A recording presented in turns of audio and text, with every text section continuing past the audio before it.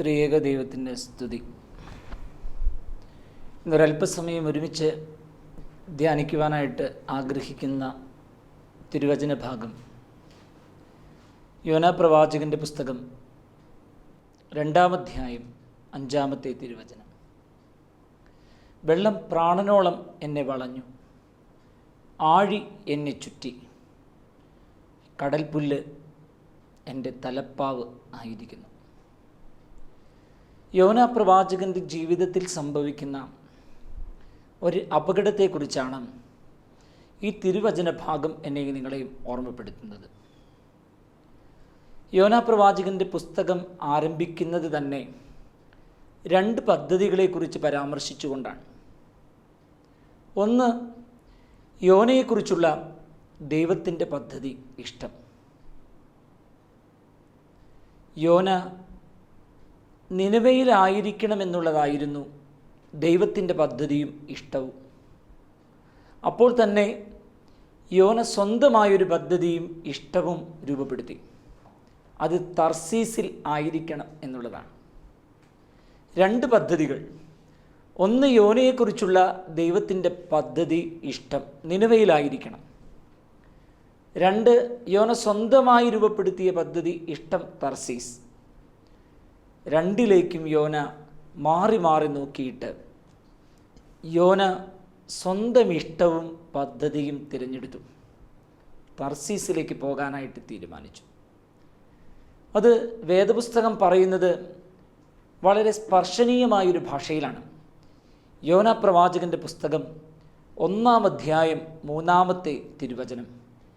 യോന ദൈവത്തിൻ്റെ സന്നിധിയിൽ നിന്ന് തർസീസിലേക്ക് ഓടിപ്പോയി. ഈ ഓട്ടം യോനയെ എവിടെയാണ് എത്തിച്ചതെന്ന് ഇന്ന് ഞാനും നിങ്ങളും ആമുഖമായി ആരംഭത്തിൽ വായിച്ചു കേട്ട തിരുവചന ഭാഗം എന്നെ നിങ്ങളെ ഓർമ്മപ്പെടുത്തുകയാണ്. വെള്ളം പ്രാണനോളം എന്നെ വളഞ്ഞു, ആഴി എന്നെ ചുറ്റിക്കളഞ്ഞു, കടൽപ്പുല്ല് എൻ്റെ തലപ്പാവ് ആയിരിക്കുന്നു എന്ന് വിലപിക്കത്തക്കവണ്ണം ഒരു വ്യഥയിലേക്ക് യോനയുടെ ജീവിതത്തെ തള്ളിവിട്ടത് ദൈവം യോനയെക്കുറിച്ച് കണ്ട പദ്ധതികൾക്ക്, ഇഷ്ടങ്ങളിൽ നിന്ന് സ്വന്തം ഇഷ്ടങ്ങളിലേക്കും പദ്ധതികളിലേക്കും യോന ഓടിപ്പോയത് കൊണ്ടാണ്. വചനമുഖത്തിരിക്കുന്ന പ്രിയപ്പെട്ടവനെ, പ്രിയപ്പെട്ടവളെ, നാം ഇന്ന് ആയിരിക്കുന്നത് ദൈവം നമ്മെക്കുറിച്ച് കണ്ട പദ്ധതികൾക്ക് ഒത്തവണ്ണമാണോ, അതോ സ്വന്തമായി രൂപപ്പെടുത്തിയ ചില പദ്ധതികൾക്കും ഇഷ്ടങ്ങൾക്കും ഒത്തവണ്ണമുള്ളൊരു ജീവിത സരണിയിലാണോ ഞാൻ നിങ്ങളും ആയിരിക്കുന്നത്? നമ്മളിങ്ങനെയൊക്കെ പാടും, എൻ്റെ ഹിതം പോലെയല്ല നിൻ്റെ ഹിതം പോലെ എന്നെ നടത്തണമേ. പാട്ടിൻ്റെ വരികളിൽ ആവർത്തിച്ച് ഉരുവിടുമെങ്കിലും ജീവിതം പലപ്പോഴും അങ്ങനെയൊന്നുമല്ല.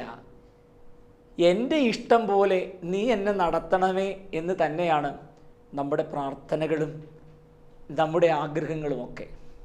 ആത്മീക ജീവിതത്തിൻ്റെ ഒരു വലിയ അപകടമല്ലേ ഇത്? ദൈവം നമ്മിൽ നിന്ന് പ്രതീക്ഷിക്കുന്നതിനൊത്തവണ്ണം ജീവിക്കാൻ കഴിയേണ്ടതല്ലേ ആത്മീകത? എന്നാൽ പലപ്പോഴും നാം ആഗ്രഹിക്കുന്നതൊക്കെ നടത്തിത്തരുന്ന ഒരാളായി ദൈവത്തെ കാണുന്നു എന്നുള്ളതാണ് ഇന്നത്തെ ആത്മീക ജീവിതത്തിൻ്റെ ഏറ്റവും വലിയ അപകടം എന്ന് പറയുന്നത്. പലപ്പോഴും പ്രശ്നങ്ങളിൽ പോലും പരിഹാരത്തിന് ദൈവത്തെ സമീപിക്കുക എന്നുള്ളത് നമ്മുടെ ആത്മീക ജീവിതത്തിൽ നിന്ന് ഇല്ലാതെ ആയിരിക്കുന്നു. പ്രശ്നങ്ങളിൽ പരിഹാരങ്ങളുമായിട്ടാണ് പലപ്പോഴും നാം ദൈവത്തെ അന്വേഷിക്കുന്നത്. ഒരു കൊച്ചുദാഹരണം പറയുമ്പോൾ നിങ്ങൾക്കിത് മനസ്സിലാകും. ഈ അടുത്ത ദിവസങ്ങളിൽ ഒരു സുഹൃത്ത് എന്നെ വിളിച്ചിങ്ങനെ പറയുകയുണ്ടായി, അച്ഛാ പ്രാർത്ഥിക്കണം, വീടിൻ്റെ പണി 3 മാസമായിട്ട് നിന്ന് കിടക്കുകയാണ്, സാമ്പത്തികമായി ഒത്തിരി ഭാരമുണ്ട് അച്ഛൻ പ്രാർത്ഥിക്കണം. കൂടെ അദ്ദേഹം ഇങ്ങനെ കൂട്ടിച്ചേർത്തു, 5 ലക്ഷം രൂപയുടെ ഒരു ചിട്ടിയുണ്ട്, അടുത്ത മാസം അതടിച്ചാൽ വീടിൻ്റെ പണിയെല്ലാം ഭംഗിയായിട്ട് തീർക്കാനായിട്ട് സാധിക്കും, അതുകൊണ്ട് ആ ചിട്ടി ഒന്ന് കിട്ടാനായിട്ട് അച്ഛൻ പ്രാർത്ഥിക്കണം. ഞാൻ വല്ലാതെ പ്രിയമുള്ളവരെ ആകുലപ്പെട്ടു പോയി. മറ്റൊന്നും കൊണ്ടുമല്ല. ആ മനുഷ്യനൊരു പ്രശ്നമുണ്ട്, സാമ്പത്തികമായ ഭാരം. പരിഹാരം ആരുടെ കയ്യിലാണ്? ദൈവത്തിൻ്റെ കയ്യിലാണെന്ന് പറഞ്ഞ് അവസാനിപ്പിക്കരുത്. ആ മനുഷ്യൻ്റെ കയ്യിൽ തന്നെയുണ്ട് പരിഹാരം. അടുത്ത മാസം ലഭിക്കുന്ന ചിട്ടി. ദൈവത്തിൻ്റെ ജോലി എന്താണ്? ആ മനുഷ്യൻ കൊണ്ടുവന്ന പരിഹാരം നിവർത്തിച്ചു കൊടുക്കുക എന്നുള്ളതാണ് ദൈവത്തിൻ്റെ ഉത്തരവാദിത്വം. നമ്മുടെയൊക്കെ ആത്മീക ജീവിതത്തിൻ്റെ വഴി ഇങ്ങനെയായി. പ്രശ്നങ്ങളിൽ പലപ്പോഴും നാം രൂപപ്പെടുത്തുന്ന പരിഹാരങ്ങളുമായിട്ടാണ് നാം ദൈവത്തെ അന്വേഷിക്കുന്നത് എന്നുള്ളത് ഒരു വലിയ സത്യമായി പ്രിയമുള്ളവരെ മാറിയിട്ടില്ലേ? നാം ആർക്കഭിമുഖമായി നിന്നാണ് പ്രാർത്ഥിക്കുന്നത്? നമ്മുടെ പ്രാർത്ഥനകൾ ശ്രവിക്കുന്ന ദൈവം ആരാണ്? വയോവൃദ്ധതയിൽ ദൈവം സമ്മാനിച്ച മകനെ ദൈവത്തിൻ്റെ ഇഷ്ടത്തിനൊത്തവണ്ണം ബലി കഴിക്കാനായി മോറിയ മലയിലേക്ക് കൂട്ടിക്കൊണ്ടുപോകുന്ന അബ്രഹാം, അടുക്കി വെച്ച വിറകിൻ്റെ മുകളിൽ മകൻ്റെ കൈകാലുകൾ ബന്ധിച്ച് കിടത്തി ഉച്ചനിശ്വാസത്തിൽ പിടയ്ക്കുന്ന അവൻ്റെ കഴുത്തിലേക്ക് ആ കത്തി കുത്തിയിറക്കാനായിട്ട് ശ്രമിക്കുമ്പോൾ മരത്തിൻ്റെ കൊമ്പിൽ ഒരാട്ടിൻ കുഞ്ഞിൻ്റെ നിലവിളി കേൾക്കുകയാണ്. അബ്രഹാമിന് മരക്കൊമ്പിൽ ആട്ടിൻ കുഞ്ഞിനെ ഒളിപ്പിച്ചു വെച്ച ദൈവത്തെ. തീർന്നില്ല. മിസ്രൈമിൻ്റെ അടിമത്വത്തിൽ നിന്ന് കനാൻ ദേശത്തിൻ്റെ വിമോചനത്തിലേക്ക് ഇസ്രായേൽ ജനം യാത്ര ചെയ്യുകയാണ്. മാർഗമധ്യത്തിൽ തടസ്സമായി നിൽക്കുന്ന വലിയ കടൽ. ഫറവോന്റെ സൈന്യം പിന്നാലെ പാഞ്ഞു വരുന്നു. ഒരടി മുന്നോട്ട് നീങ്ങാനായിട്ട് സാധിക്കുന്നില്ല. മുമ്പിൽ വലിയ കടൽ, പിന്നാലെ ഫറവോന്റെ സൈന്യം. ഇതാ ആഴിക്കടിയിൽ ഒരു മാർഗം തെളിച്ചു കൊടുക്കുന്ന ദൈവത്തെ തിരുവചനത്തിലൂടെ ഞാനും നിങ്ങളും പരിചയപ്പെടുകയാണ്.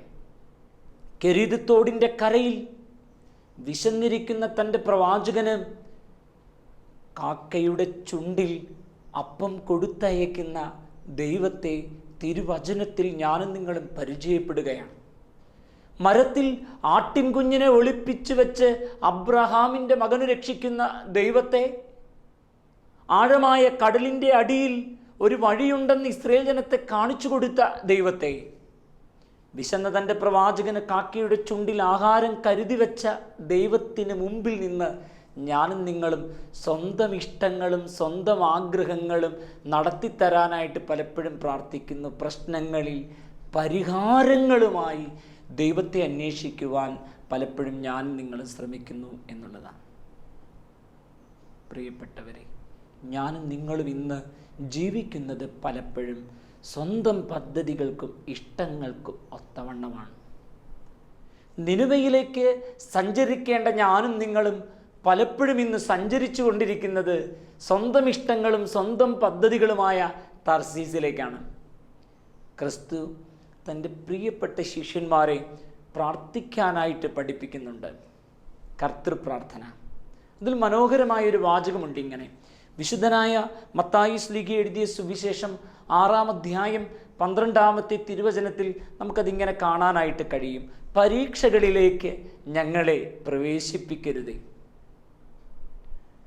അനുദിന ജീവിത യാത്രയുടെ ഇടയിൽ ദൈവത്തിൻ്റെ ഇഷ്ടത്തിനും പദ്ധതികൾക്കും ഒത്തവണ്ണം സഞ്ചരിക്കേണ്ട ഞാനും നിങ്ങളും ചില പ്രലോഭനങ്ങളുടെ വാതിലുകളിലേക്ക് കടന്നു കയറുന്നുണ്ട് എന്നുള്ളതൊരു സത്യമല്ലേ? തുറന്നിടപ്പെട്ട ചില പ്രലോഭനങ്ങൾ, അതിനകത്തേക്ക് കയറണമോ വേണ്ടയോ എന്ന് തീരുമാനിക്കുന്നത് ആരാണ്? വാതിൽ തുറന്നിട്ടവനോ വാതിലിൻ്റെ അകത്ത് നിൽക്കുന്നവനോ അല്ല. തീർച്ചയായും പുറത്ത് നിൽക്കുന്ന ഞാനും നിങ്ങളും തന്നെയാണ് ആ പ്രലോഭനത്തിലേക്ക് കയറണമോ വേണ്ടയോ എന്ന് തീരുമാനിക്കുന്നത്. ദൈവ വഴിയിൽ നിന്ന് എന്നെയും നിങ്ങളെയും, ദൈവ ഇഷ്ടത്തിൽ നിന്ന് എന്നെയും നിങ്ങളെയും മാറ്റിക്കളയുന്ന ഇത്തരത്തിലുള്ള പ്രലോഭനങ്ങളിൽ നിന്ന് അകന്നു നിൽക്കാനായിട്ട് എനിക്കും നിങ്ങൾക്കും സാധിക്കേണ്ടതുണ്ട് എന്നതിന് യാതൊരു സംശയവുമില്ല. എങ്ങനെയാണ് ഇത്തരത്തിലുള്ള തർസീസ് യാത്രകളെ എനിക്കും നിങ്ങൾക്കും ഒഴിവാക്കാനായിട്ട് സാധിക്കുക? വിശുദ്ധനായ മത്തായി ശ്ലീഹ എഴുതിയ സുവിശേഷം 26-ാം അധ്യായം അതിൻ്റെ 41-ാമത്തെ തിരുവചനത്തിൽ ഇപ്രകാരം പറയുന്നുണ്ട്. പരീക്ഷകളിൽ അകപ്പെട്ടു പോകാതിരിപ്പാൻ ഉണർന്നിരുന്ന് പ്രാർത്ഥിക്കണം. പരീക്ഷയിൽ അകപ്പെടാതിരിക്കാനുള്ള ഒരു മാർഗമെന്ന് പറയുന്നത് ഉണർന്നിരിക്കുക എന്നുള്ളതാണ്. എന്താണ് ഉണർന്നിരിക്കുക എന്ന് പറഞ്ഞാൽ, കുറേ പേർ ഒരുമിച്ച് ഉറങ്ങുന്ന ഒരു ഇടത്തിലേക്ക് ഒരാൾ കടന്നു വന്ന് ഒരാളുടെ പേര് വിളിക്കുമ്പോൾ ആ പേരിൻ്റെ ഉടമസ്ഥൻ മാത്രം എഴുന്നേൽക്കുന്നത് എന്തുകൊണ്ടാണെന്ന് നിങ്ങൾ ചിന്തിച്ചിട്ടുണ്ടോ? ഉറങ്ങുമ്പോഴും അയാൾ ഉള്ളിൽ സൂക്ഷിക്കുന്ന ഒരവബോധമുണ്ട് താൻ ആരാണെന്ന്. അതാണ് അയാളെ പേര് ചൊല്ലി വിളിച്ചപ്പോൾ അയാൾ എഴുന്നേൽക്കാനുള്ള കാരണം. എവിടെയായിരിക്കുമ്പോഴും ഒരു മനുഷ്യൻ താൻ ആരാണെന്ന് തൻ്റെ ഉള്ളിൽ സൂക്ഷിക്കുന്ന അവബോധത്തിന് പറയുന്ന പേരാണ് ഉണർവ് എന്ന് പറയുന്നത്.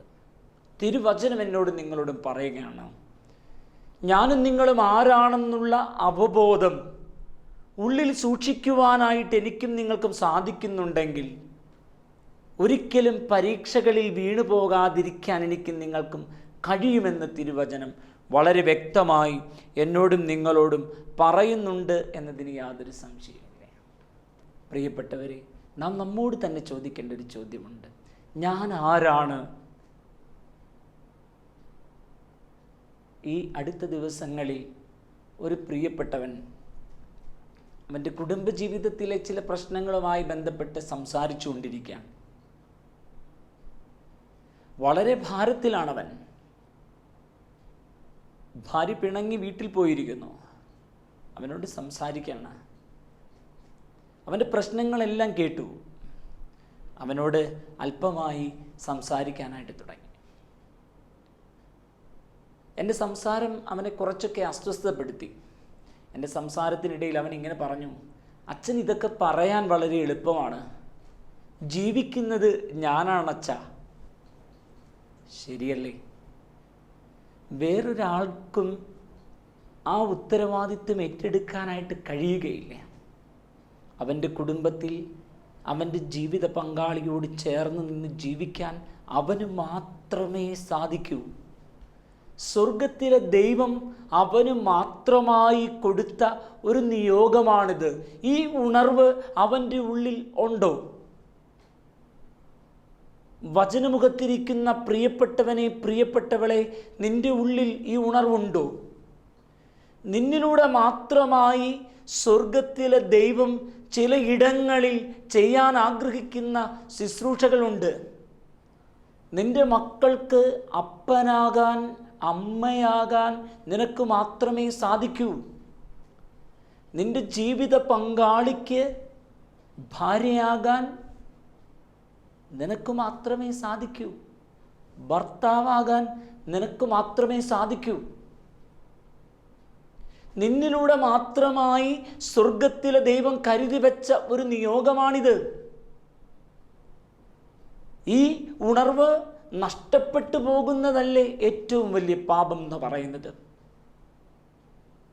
എൻ്റെ മക്കൾക്ക് മാതൃകയായി ജീവിക്കേണ്ട ഒരപ്പനാണ് ഞാനെന്നുള്ള അവബോധം ഹൃദയത്തിലുള്ള ആർക്കാണ് 4 കാലിൽ വീട്ടിലേക്ക് കയറി വരാനായിട്ട് സാധിക്കുക? വീട്ടിലെ വിരിച്ചിട്ട പായയിൽ ജീവിത പങ്കാളിയോടും മക്കളോടും കൂടെയിരുന്ന് ദൈവത്തെ സ്തുതിക്കേണ്ട ഒരുവനാണ് ഞാനെന്നുള്ള ഉണർവുള്ളവൻ എങ്ങനെയാണ് വൈകുന്നേരം നാൽക്കവലയിലെ കടത്തിണ്ണയിൽ സൊറ പറഞ്ഞിരിക്കുക? എൻ്റെ മക്കൾക്ക് മാതൃകയായി മാറേണ്ട ഒരു അമ്മയാണ് ഞാനെന്നുള്ള ബോധമുള്ള ഒരാളുടെ നാവുകൾ എത്രമാത്രം സൂക്ഷ്മതയോടെ ആയിരിക്കും സംസാരിക്കുക? ഈ ഉണർവെല്ലാം നഷ്ടപ്പെടുത്തി കളയുന്ന ഒരു കാലത്തിലല്ലേ ഞാനും നിങ്ങളും ഇന്ന് ജീവിക്കുന്നത്? എന്നിലൂടെ, നിങ്ങളിലൂടെ മാത്രം സ്വർഗത്തിലെ ദൈവം ചിലയിടങ്ങളിൽ ചെയ്യാൻ ആഗ്രഹിക്കുന്ന ശുശ്രൂഷകളുണ്ട്. മറ്റൊരാൾക്കും ആ ശുശ്രൂഷയെ ഏറ്റെടുക്കാനോ നിവർത്തിക്കാനായിട്ട് സാധിക്കില്ല. അതുകൊണ്ടാണ് ഈ വിഷയം പ്രാർത്ഥനയിൽ, ആരാധനയിൽ പ്രാർത്ഥനയായി മാറുന്നത്. വിശുദ്ധ ആരാധനയിലെ ഒരു സെദറയിൽ ഇങ്ങനെ പ്രാർത്ഥിക്കുന്നുണ്ട്, ലഘുവും ആനന്ദപ്രദവുമായ നിന്റെ നുകത്തിൻ കീഴിൽ ഉത്തമവും പരിപൂർണവുമായ സേവനം നിനക്കായി സമർപ്പിക്കുവാൻ നാഥാ ഞങ്ങളെ നീ യോഗ്യരാക്കി തീർക്കണമേ.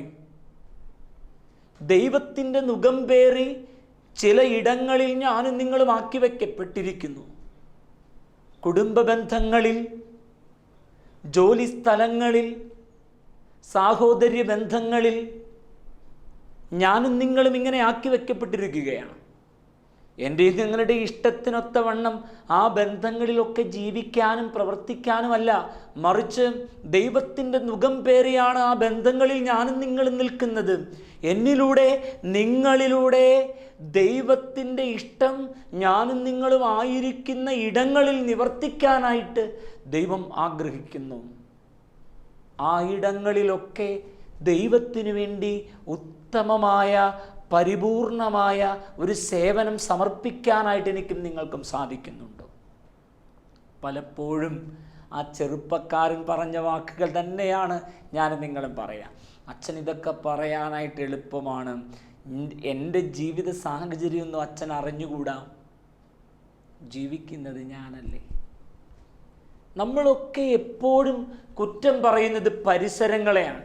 അച്ഛാ, എൻ്റെ വീടൊരു നരകമാണ് അച്ഛാ, ഞാൻ ആയിരിക്കുന്ന ഇടത്ത് ഒരു സ്വസ്ഥതയില്ല അച്ഛാ. ശരി തന്നെ. ഒരു ചോദ്യം ചോദിക്കട്ടെ പ്രിയമുള്ളവരെ. നീ പറയുന്നു നീ ആയിരിക്കുന്ന ഇടങ്ങൾ മുഴുവൻ അസ്വസ്ഥത നിറഞ്ഞതാണെന്ന്. നിന്റെ ഉള്ളം എങ്ങനെയാണ്? യേശു ഒരു വസ്തുവിനെ കുറിച്ച് രണ്ടർത്ഥതലത്തിൽ പറയുന്ന ഉപമയുണ്ട്. വിശുദ്ധനായ മത്തായി ശ്ലീഹ എഴുതിയ സുവിശേഷം 13-ാം അധ്യായം അതിൻ്റെ 31-ാമത്തെ തിരുവചനം. ഇവിടെ ഇങ്ങനെയാണ് നാം വായിക്കുക: ഒരു സ്ത്രീ കുഴച്ചു വെച്ച ഇടങ്ങഴി മാവിനോട് സദൃശ്യമാണ് സ്വർഗരാജ്യം. ഇവിടെ പുളിച്ച മാവിനെ സ്വർഗരാജ്യത്തോട് ഉപമിക്കുകയാണ്. അടുത്തത് വിശുദ്ധനായ മത്തായി ശ്ലീഹ എഴുതിയ സുവിശേഷം 16-ാം അധ്യായം അതിൻ്റെ 11-ാമത്തെ തിരുവചനമാണ്. അവിടെ പറയുകയാണ്, പരീശരുടെയും സാധുക്യരുടെയും പുളിച്ച മാവിനെ സൂക്ഷിച്ചു കൊള്ളണം. ഒന്നാമത്തെ സന്ദർഭത്തിലെ പുളിച്ച മാവ് സ്വർഗത്തോട് ഉപമിക്കുമ്പോൾ രണ്ടാമത്തെ സന്ദർഭത്തിലെ പുളിച്ച മാവിനെ അത്ര സുഖകരമല്ലാത്തൊരു സാഹചര്യത്തിൽ കർത്താവ് ഉപമിക്കുകയാണ്. എന്താണ് ഈ പുളിച്ച മാവിൻ്റെ പ്രത്യേകത? കുറച്ച് പുളിച്ച മാവിനെ എടുത്ത് പച്ചമാവിൻ്റെ ഉള്ളിൽ ഇറക്കി വയ്ക്കും. പിറ്റേ ദിവസമാകുമ്പോഴേക്കും ഈ പുളിച്ച മാവ് തൻ്റെ ഉള്ളിലുള്ള പുളിപ്പ് കൊണ്ട് തൻ്റെ ചുറ്റുമുള്ള പച്ചമാവിനെ പുളിപ്പിച്ച് മുഴുവൻ പുളിപ്പ് വ്യാപിപ്പിക്കും. ഒന്നാമത്തെ സന്ദർഭത്തിലെ പുളിച്ച മാവ് സ്വർഗത്തിൻ്റെ ഉപമ പേറുന്ന പുളിച്ച മാവാണ്. അതിൻ്റെ ഉള്ളിൽ സ്നേഹവും കരുതലും സന്തോഷവും സമാധാനവും ഉണ്ട്. സ്വർഗീയ അനുഭവമാണ്. തൻ്റെ ചുറ്റുമുള്ള പച്ചമാവിനെ തൻ്റെ ഉള്ളിലുള്ള സ്നേഹം കൊണ്ട്, കരുതൽ കൊണ്ട്, സമാധാനം കൊണ്ട് പുളിപ്പിച്ച് തൻ്റെ പരിസരങ്ങളെ സ്നേഹവും സന്തോഷവും സമാധാനവും നിറഞ്ഞതാക്കി മാറ്റും. രണ്ടാമത്തെ സന്ദർഭത്തിലെ പുളിച്ച മാവ് പരീശൻ്റെയും സാധുക്യൻ്റെയും പുളിച്ച മാവാണ്. പകയുടെ, വെറുപ്പിൻ്റെ, വിദ്വേഷത്തിൻ്റെ, അപസ്വരങ്ങളുടെ പുളിപ്പ്. പച്ചമാവിൻ്റെ ഉള്ളിൽ ആ പുളിച്ച മാവിനെ ഇറക്കി വയ്ക്കുമ്പോൾ തൻ്റെ ഉള്ളിലുള്ള പക കൊണ്ട്, വെറുപ്പ് കൊണ്ട്, വിദ്വേഷം കൊണ്ട് തൻ്റെ പരിസരങ്ങളെ അത് പുളിപ്പിച്ച് പകയുടെ, വെറുപ്പിൻ്റെ, വിദ്വേഷത്തിൻ്റെ അസ്വാരസ്യങ്ങൾ നിറയ്ക്കുന്ന അനുഭവമാക്കി മാറ്റും. ഒന്ന്, തൻ്റെ ഉള്ളിലെ സ്വർഗം കൊണ്ട് തൻ്റെ പരിസരങ്ങളെ സ്വർഗമാക്കി മാറ്റുന്ന പുളിച്ചമാവ്. രണ്ട്, തൻ്റെ ഉള്ളിലുള്ള തിക്തനുഭവങ്ങൾ കൊണ്ട് തൻ്റെ പരിസരങ്ങളെ നരകമാക്കി മാറ്റുന്ന രണ്ടാമത്തെ പുളിപ്പ്. പ്രിയപ്പെട്ടവനെ, പ്രിയപ്പെട്ടവളെ, നീ പറയുന്നു നിൻ്റെ പരിസരങ്ങൾ നരകമാണെന്ന്. നിൻ്റെ ഉള്ളം സ്വർഗമാവില്ലൊരിക്കലും. നിൻ്റെ പരിസരങ്ങളല്ല ആദ്യം സ്വർഗമാകേണ്ടത്, നിൻ്റെ ഉള്ളമാണ്. നിന്റെ ഉള്ളത്തെ ദൈവത്തെ കൊണ്ട് പുളിപ്പിക്കാൻ നിനക്ക് സാധിക്കുക. നിന്റെ പരിസരങ്ങളിലല്ല ആദ്യം സന്തോഷവും സമാധാനവും ഉണ്ടാകേണ്ടത്. നിന്റെ ഉള്ളത്തിൽ സമാധാനം ഉണ്ടാക്കിയെടുക്കാനായിട്ട് നിനക്ക് സാധിക്കണം.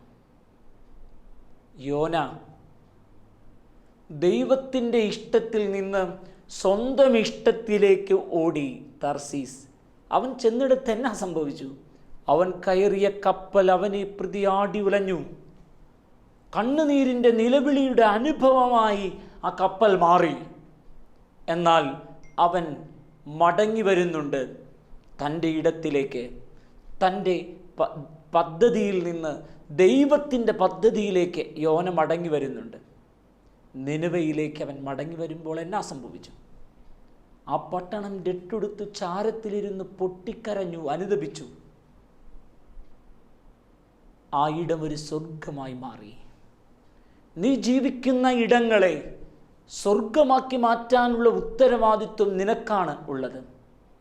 നിന്റെ ഹൃദയത്തെ ഒരു സ്വർഗമാക്കി മാറ്റി നീ ആയിരിക്കുന്ന ഇടങ്ങളിൽ ആയിത്തീരുവാനായിട്ട് നിനക്ക് സാധിക്കുക എന്നുള്ളത് ഏറ്റവും പ്രധാനപ്പെട്ട ഒരു കാര്യമാണ്. ഉള്ളിൽ ഒരവബോധം സൂക്ഷിക്കുക ജീവിതത്തിലുടനീളം. ഞാൻ ആരാണ്? മോർ ഇവാനിയോസിൻ്റെ തക്സയിൽ വിശുദ്ധ ആരാധനയിൽ കർത്തൃപ്രാർത്ഥനയ്ക്ക് മുമ്പുള്ളൊരു പ്രാർത്ഥനയുണ്ട്. അതിങ്ങനെയാണ് ചൊല്ലുക: നിർമ്മലമായ മനസ്സോടും വിശുദ്ധ വിചാരത്തോടും പരമാർത്ഥതയുള്ള നാവോടും ശാരീരിക വെടിപ്പോടും ആത്മധൈര്യത്തോടും കൂടെ ഞങ്ങളുടെ സ്വർഗസ്ഥനായ പിതാവേ എന്ന് വിളിച്ച് പ്രാർത്ഥിക്കുവാനായിട്ട് ഞങ്ങളുടെ വായ്കളും അധരങ്ങളും തുറക്കണമേ. ഈ പ്രാർത്ഥനയുടെ ആഴമൊന്ന് ചിന്തിക്കുക. സ്വർഗത്തിലെ ദൈവത്തെ അപ്പാ എന്ന് വിളിച്ച് ആരാധിക്കുവാനായിട്ട് എനിക്ക് കഴിയണം. സ്വർഗത്തിലെ ദൈവം എൻ്റെ പിതാവും ഞാൻ ആ പിതാവിൻ്റെ പുത്രനുമാണെന്നുള്ള ഒരു ബോധം എൻ്റെ ഉള്ളിൽ, ഒരു ഉണർവ് എൻ്റെ ഉള്ളിൽ ഉണ്ടാകണം. ആ ഉണർവുണ്ടാകുമ്പോൾ എന്താണ് സംഭവിക്കുക? നിർമ്മലമായ മനസ്സിനെ അശുദ്ധപ്പെടുത്താനുള്ള ചില പ്രലോഭനങ്ങൾ അനുദിന ജീവിതത്തിൽ കടന്നു വരുമ്പോൾ ആ പ്രലോഭനങ്ങളിൽ നിന്ന് മാറി നിന്നുകൊണ്ട് നിർമ്മലമായൊരു മനസ്സ് നാം സൂക്ഷിക്കും. വിചാരങ്ങളിൽ അശുദ്ധിക്ക് ഇടം കൊടുക്കാനുള്ള അവസരം അനുദിന ജീവിതത്തിൽ കടന്നു വരുമ്പോൾ എൻ്റെ സ്വർഗത്തിലെ ദൈവത്തിൻ്റെ മകനാണ് ഞാനെന്നുള്ള ബോധ്യത്തോടെ വിശുദ്ധമായൊരു വിചാരം കാത്തു സൂക്ഷിക്കും. നാവുകൊണ്ട് അരുതാത്തത് പറയാനും അപരരെ വേദനപ്പെടുത്താനും കുത്തിനോവിക്കാനും ഒക്കെയുള്ള അവസരങ്ങൾ ഉണ്ടാകുമ്പോൾ ആ അവസരങ്ങളിലെല്ലാം പരമാർത്ഥതയുള്ളൊരു നാവ് കാത്തു സൂക്ഷിക്കും. ശരീരത്തെ ജഡത്തിൻ്റെ മോഹങ്ങൾക്കും ലഹരികൾക്കുമൊക്കെ വിട്ടുകൊടുക്കാനുള്ള അവസരങ്ങൾ അനുദിന ജീവിതയാത്രയുടെ ഇടയിൽ കടന്നു വരുമ്പോൾ അത്തരത്തിലുള്ള പ്രലോഭനങ്ങളിൽ നിന്നും മാറി നിന്നുകൊണ്ട് ശരീരത്തിൻ്റെ വെടിപ്പ് കാത്തു സൂക്ഷിക്കും. അങ്ങനെയുള്ളവർക്ക് സ്വർഗത്തിലെ ദൈവം പിതാവും ആ പിതാവിൻ്റെ മക്കളുമാണ് ഞാനെന്നുള്ള ബോധ്യത്തോടെ ജീവിക്കാനായിട്ട് തീർച്ചയായിട്ടും സാധിക്കുമെന്നതിന് യാതൊരു സംശയവുമില്ല. മടങ്ങി വരികയാണ് പ്രധാനം.